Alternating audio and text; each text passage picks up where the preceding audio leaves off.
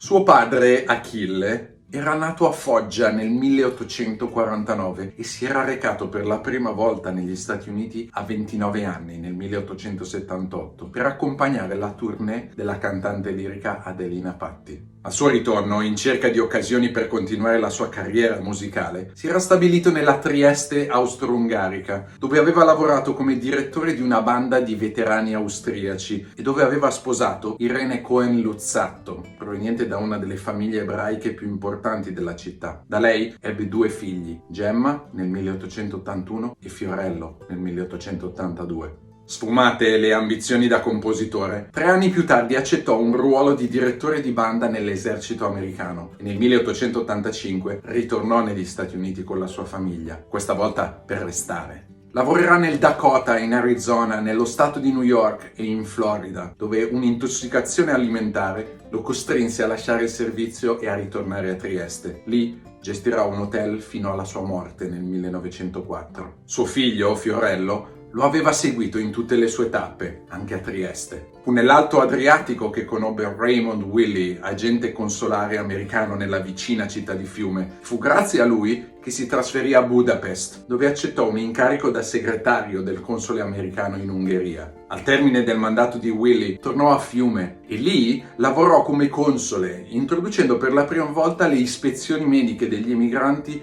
nel porto della città prima dell'imbarco. Dopo che gli fu negato un trasferimento per mancanza di credenziali accademiche, la Guardia decise di tornare a New York, dove si laureò in giurisprudenza e lavorò a Ellis Island come interprete certificato in italiano, yiddish, tedesco, ungherese e croato. Fu grazie a queste esperienze che aprì uno studio legale per i migranti italiani ed ebrei e si guadagnò la reputazione di avvocato del popolo. E grazie alla sua popolarità fu eletto al Congresso nel 1916, il primo italo-americano di sempre. L'inizio del suo servizio però coincise con un momento chiave della guerra, quando Wilson, abbandonata la neutralità, aveva deciso di entrare nel conflitto europeo nell'aprile del 1917. Nell'estate di quello stesso anno, la Guardia prese la situazione di polso e, congedatosi dal Congresso, si arruolò nell'aviazione americana. Fu lui, il 16 ottobre 1917, 2 settimane prima della disfatta di Caporetto, ad allestire il primo campo americano in Italia, non a caso a Foggia,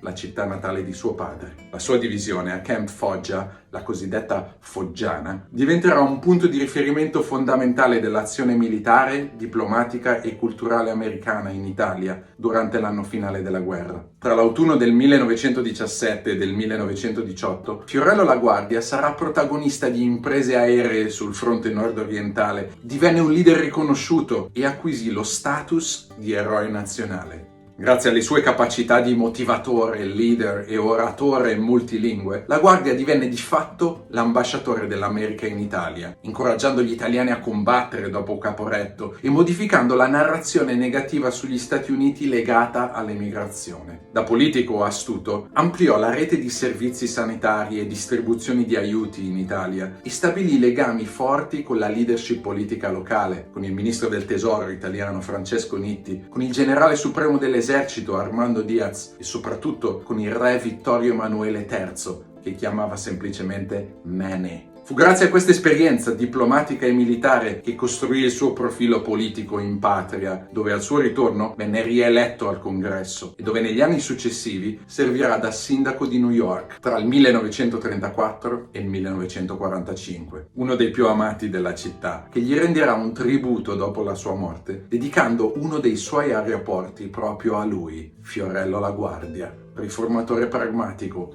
eroe poliglotta e cittadino di molti mondi.